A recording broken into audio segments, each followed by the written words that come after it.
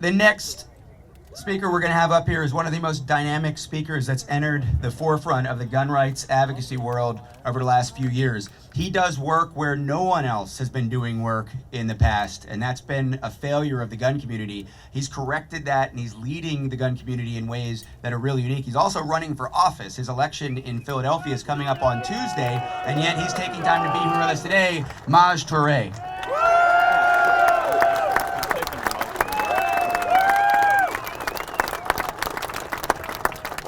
What's up? We're going to get straight to it. I'm going to make it awkward for a couple of minutes. And I'm going to make it very honest for a couple of minutes.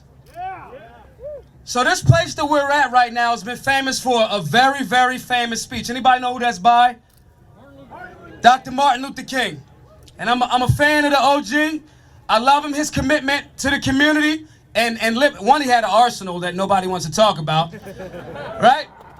But his death is proof of commitment to the cause, more so than everybody standing right here right now. Okay?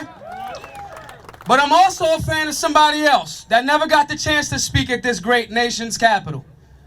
Malcolm X. Malcolm X had an amazing speech called The Ballad of the Bullet. I'm going to give you all a couple of excerpts, and I'm going to say how that 50, 60 year ago speech still rings true today, okay?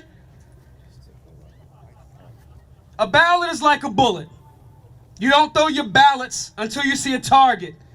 And if that target is not within your reach, you keep your ballot in your pocket. Now, we are here right now today to exercise our voice, our choice, our ability to say we have a framework called the Constitution.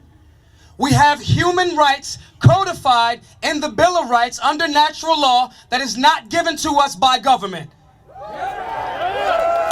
That is codified languaging that all ethnicities, backgrounds, people from all across this great nation have the ability to exercise regardless of what the anti-freedom agenda will tell you.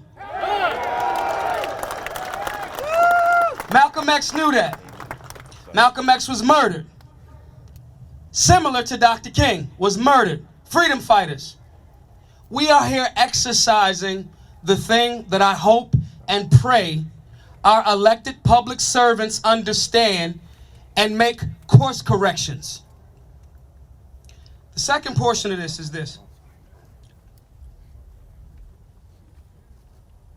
We've been throwing our ballots away. Ballots of thought, ballots of education, ballots of civics. We, you, are at fault. We have been complicit in tossing our voices away under the guise of disagreement. You got this organization beefing with that organization. I don't like those guys and those women because over there, oh, here, little lady, you need a revolver. All of this silly shit.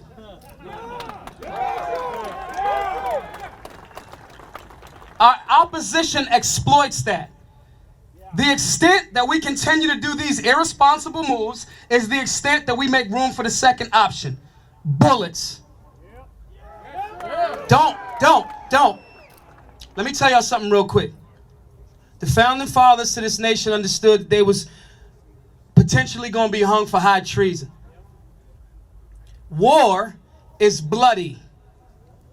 War is a potential solution, but you, your countrymen and women, some of your loved ones will die if we are not utilizing our ballots and our voices and our choices to galvanize our people, Americans, to self-correct. So when you scream and clap at war, understand that revolutions are bloody.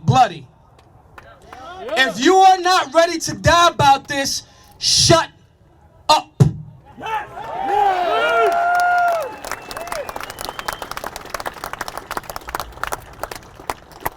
In this crowd, there's shooters, freedom fighters, patriots, women and men who are willing to kill and die for liberty.